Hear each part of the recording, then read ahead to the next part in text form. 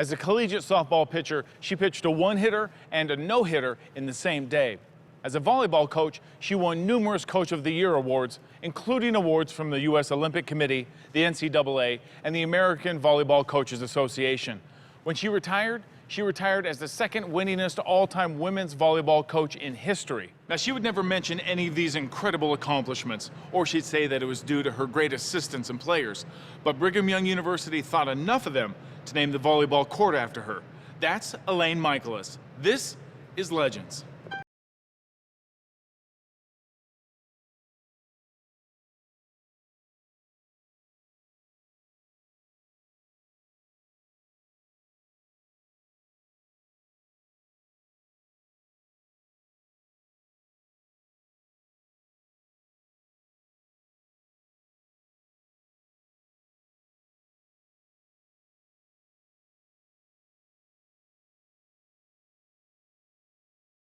And to be nominated for such a wonderful honor. Wonderful people who belong to the Hall of Fame of the West Coast Conference, and it's a real honor to be a part of that great group of people. Congratulations to you.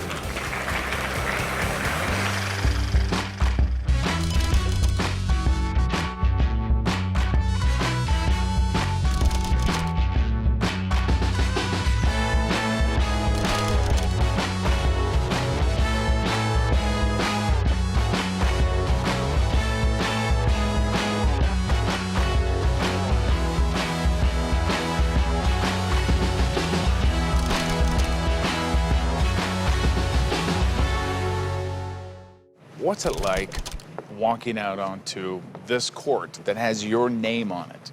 Well, I have a couple of emotions. One is that I'm a little bit embarrassed to have that kind of recognition. Yeah.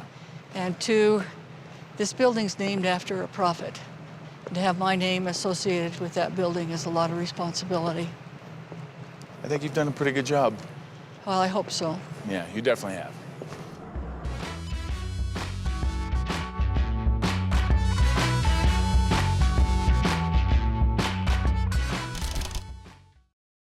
Well, when we were young, she was just 2 years older than me, and we lived in a neighborhood, a block, that had 6 or 7 boys and 1 girl, and that girl was Elaine.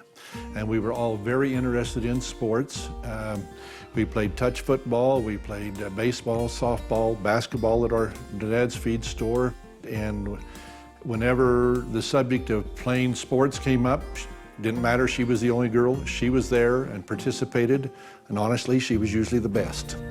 One day, we decided our ward was going to have a softball team, and I wanted to be the pitcher. And so I needed somebody to practice me. Well, I was about 14 and a half. And Elaine would have been 6 years younger. Elaine, I need somebody to catch for me while I pitch. And I didn't think she'd do it. But we went out in the backyard, and I started throwing the ball. She caught it. And I sped it up a little bit. She caught it. And then I knew, hey, this gal's all right. Her hand was swollen, but she would not back down. She became a student of sport at a very young age. She wasn't just using sport as an entertainment as such, but she learned to analyze the strategy, and she knew the rules of the game. But the only sport she really had an opportunity to compete in at a competitive level was softball.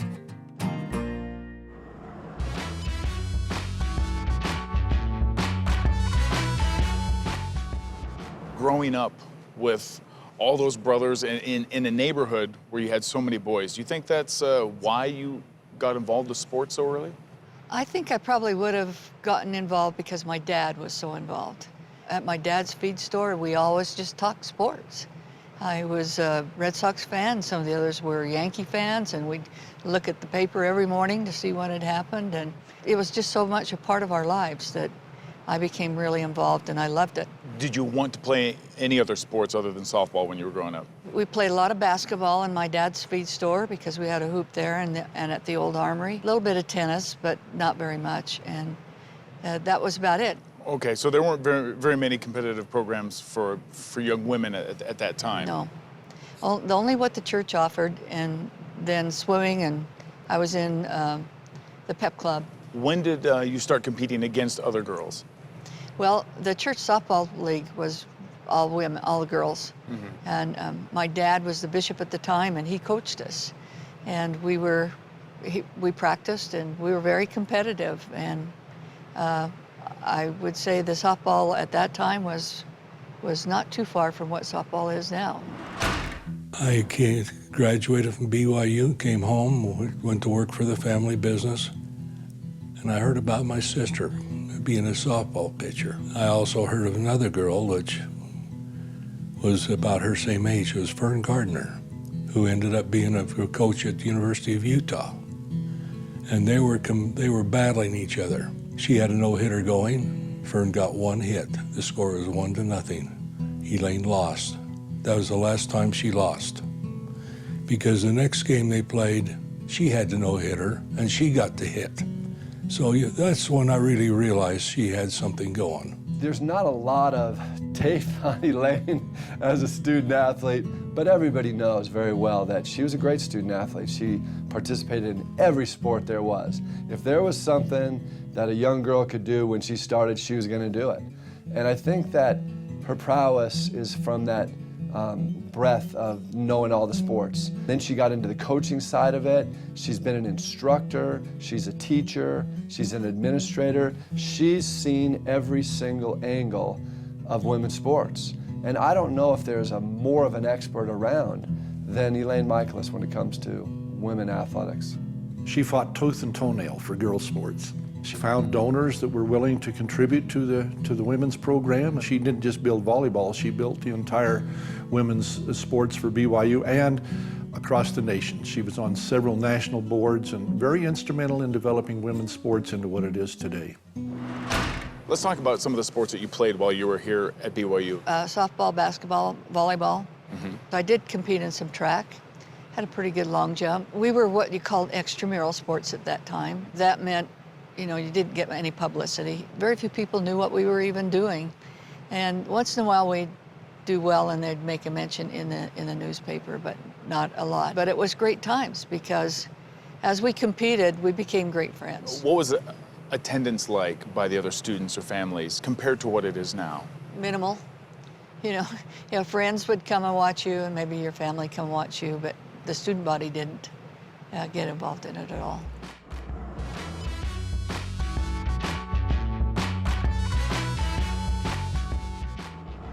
I came to college wanting to be an elementary school teacher. I participated in the extramural program my freshman year, and I just decided, you know, I had to be in sports.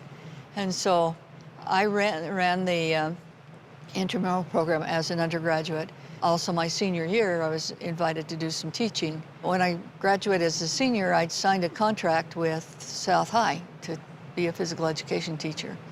One day, Dean Harprington came in and said, I would like to see your contract. So I got my contract and showed it to him. He said, I'll take care of this. You're going to teach at BYU.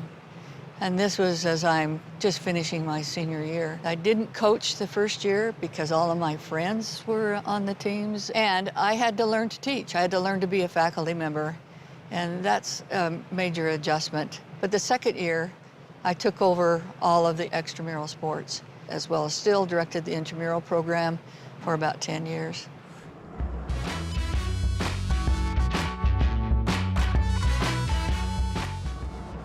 So explain to me the atmosphere for women when you start. Well, it's about like it was when I played. There weren't a lot of extra experiences other than the sports days. A group of women got together and organized the CIA. It was college extramural activities for women, and started a national championship. That was only there for a couple of years, and then AIAW, Association of Intercollegiate Athletics for Women, was organized. And at that time we had representation from all over the country come in to form the board. And it was a challenge because nothing had been done before. And I became the chairman of the Ethics and Eligibility Committee. We had to decide what eligibility was. Was it frustrating for you a little bit that nothing had been done for women up to that point? Very frustrating because both as I played and As I was beginning to be the coach in all those sports, you know, you wanted more than just what had been there before. And we kept trying to knock on the door for the guys to let us in, and they didn't want us. They were so involved in themselves, and they didn't want to be bothered. Do you think money was a factor? Very definitely. It was minimal budget. The uniforms, when we first started, was our physical education uniform. There wasn't really anything. What you would get at the gym when Yeah. they pass out to work out. Okay. But eventually, I remember having a lady in Provo, I can't remember her name now, design and make our first volleyball uniforms. They had a Y like this on the front of the uniform. And that's the first official uniform that we had. Women weren't athletes, they were just women. And so they didn't think we could do that much. And the title athlete didn't come till later. Now, did you know that you guys were athletes and you just waited for the rest of Yeah. the world to catch up? You bet we did. We trained, we participated, we believed in what we were doing as athletes. But there also was a camaraderie at that time that is not there now. We played this sport because we loved the sport, not because of any recognition or any benefit that was going to come our way.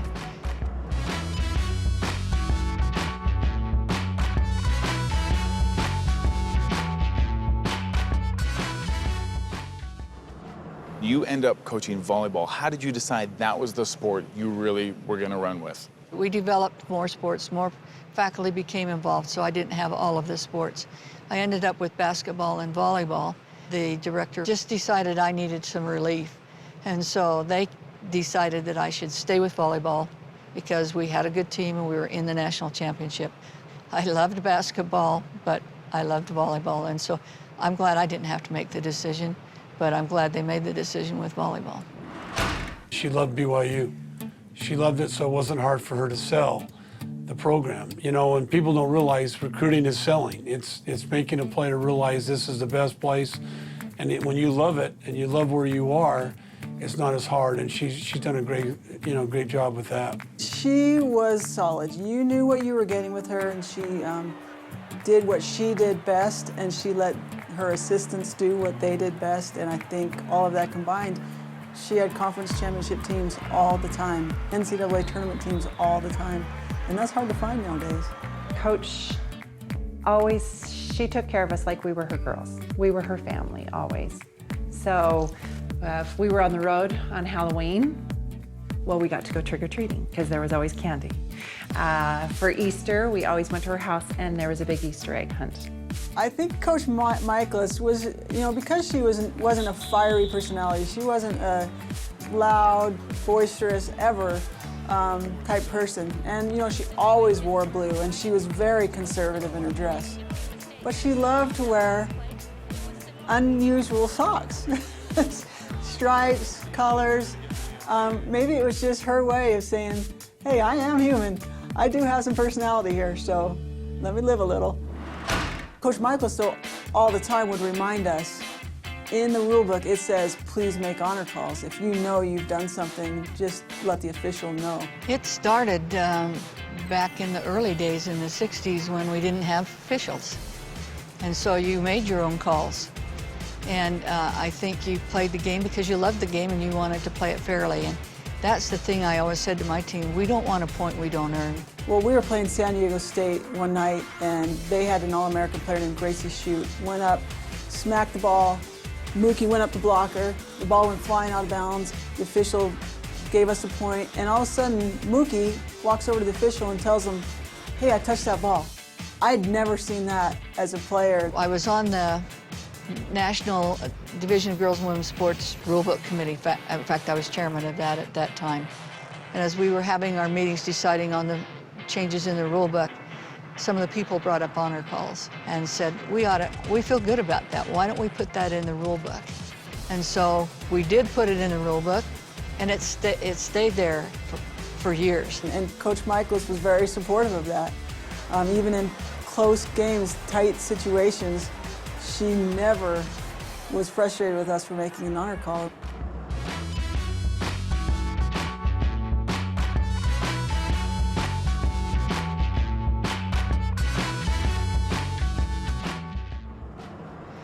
really changed when Title IX came in, and then as it came in, it just came in gradually because no one really knew what that meant to have equal opportunity. We had to define that. And it wasn't totally defined until the Office of Civil Rights basically started investigating some schools to see if they had any discrimination in their sports programs. We went through that ourselves and here at BYU and had an investigation, and that brought about some changes. How did you feel about it being instituted? I was glad to see it because here was our foot in the door that we needed to get what women should have. I can't imagine a family where you treat women differently than you treat the boys, you know. You ought to treat them fair, and I consider we're a family at BYU. We ought to treat each other equally, and so I was glad to have it come.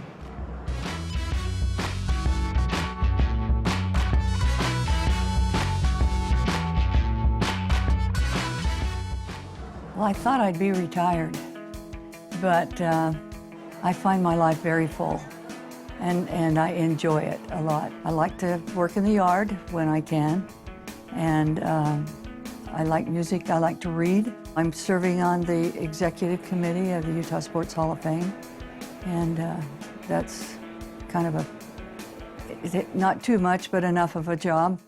All right, Elaine, you're obviously an amazing coach and teacher, and since you said you have been doing a lot of genealogy, I want you to coach me and teach me how to find a little bit more about my family history. Oh, okay. Yeah, that's fun. I had family that did a lot of work. My mother was a genealogist, and I had a cousin on my other side that did a lot of the work, and I used to get it from Mom, and I'd put it in a drawer. This is kind of cool. If you have lived lots of places and different things have happened in lots of places, the map shows you where the things happened in your life. Okay, that's where I got beat up by Steve Greswood in the 3rd grade. That's interesting. Right. They got that on there. It just becomes so fascinating that you want to keep going. It's a great puzzle to put this all together.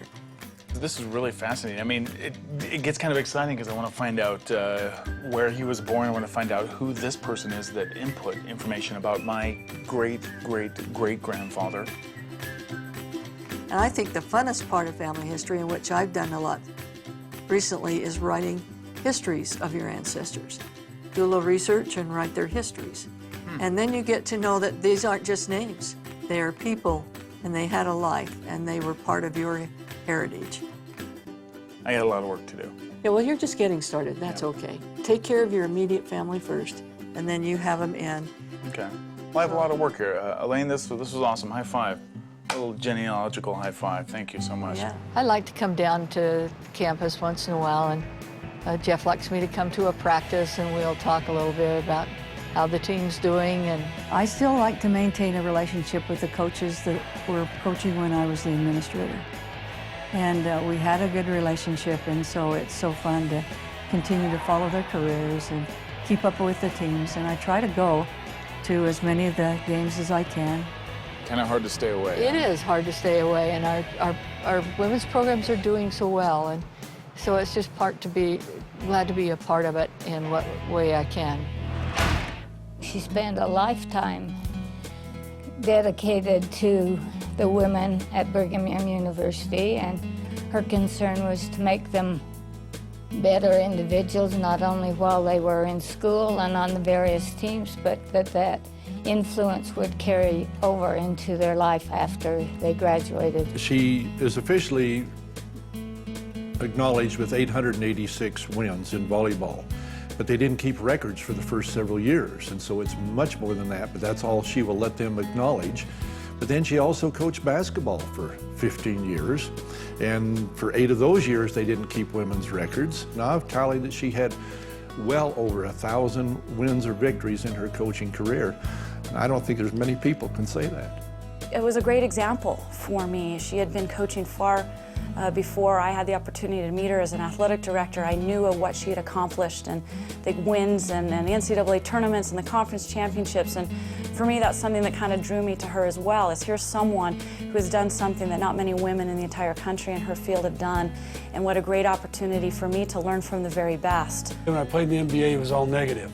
every coach would be that way. So I got here, it took me a while to adjust to that because I've been coached in a different way, but she told me that I needed to communicate better, that the female athletes usually want more of an explanation of what's going on. It's made me a lot better coach. For someone who committed 40 years of her life to women's volleyball, in those 40 years, she never had a losing season. And that is just about wins and losses and championships. But aside from that, she's a classy woman.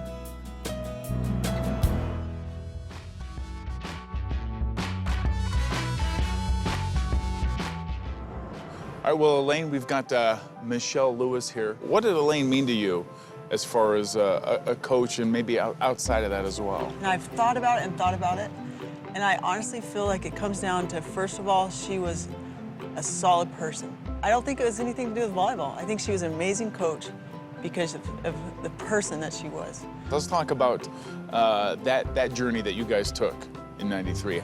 There were a lot of us seniors that knew we could be good. There was a very good chemistry between us. During that year, I remember one bad practice the whole year, only one.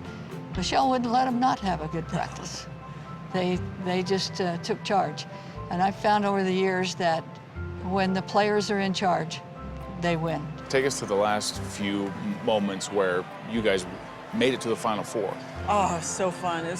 We all knew it was the first year BYU's ever been to the Final Four. In the locker room, we were celebrating and excited, and so happy for Coach. I knew we could make it that far. I really thought we could win the whole thing that year. We could be NCAA champions. And we came close. Michelle was our captain that year, and I give her a lot of credit for the success of that team. She's a great leader, and people respect her, and she set the standard by example. And she was, I think, the main reason we got to the Final Four and that we did as well as we did. See, that's Coach. She never wanted any glory. She never took the credit. So that's her right there.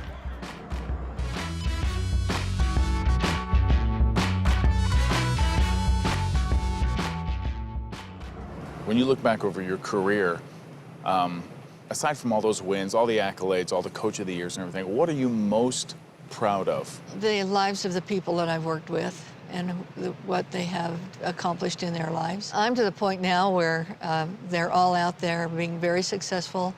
A lot of mothers with children, and I keep getting announcements on babies or grandbabies being born. They're just all wonderful people. And I think that's the part that I feel the best about. Elaine, I really want to thank you for everything that you've done for me. I don't think that you have any idea the impact that you've had on me as a person and as a coach, being my mentor from an early time. Elaine, I thank you so much for all what you've done for me. Not just make me a better coach, but make me a better person. I've learned so much through your example and through your love of athletics that I've been truly blessed and been very, very grateful. Hey, Coach. I'm really glad I had a chance to be able to talk about you. It was fun to relive a few memories from not just the time that I played, but from then to now. You know I love you. Coach Michaelis, thank you so much for taking me on as a player here at BYU. I'm so thankful for the example you set for me, the guidance that you gave me throughout my 4 years of playing here. I love you. I wish the best for you always, and thank you for being so great to me.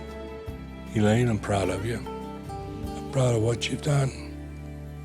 I'm proud to have you in our family, and you've always lived your life that we can always be proud of what you've done. We're all very proud of you, and we're pleased to be in your association, and we're thankful for the things that you have taught us in life and for the things that you have given us. What does that mean to you to see those people? Wonderful experiences, and they are such great people, and I gained as much from them as they did from me. Looking back at your childhood, growing up playing with your brothers, could you have imagined your life turning out like this? Oh, no. No, I had no idea. The opportunities weren't there. Well, Elaine, this has been a wonderful experience for me, getting to sit here and spend a few moments with you. So thank you very much for coming in and sharing your story with us. My pleasure, and I've enjoyed talking with you. Thank you very much.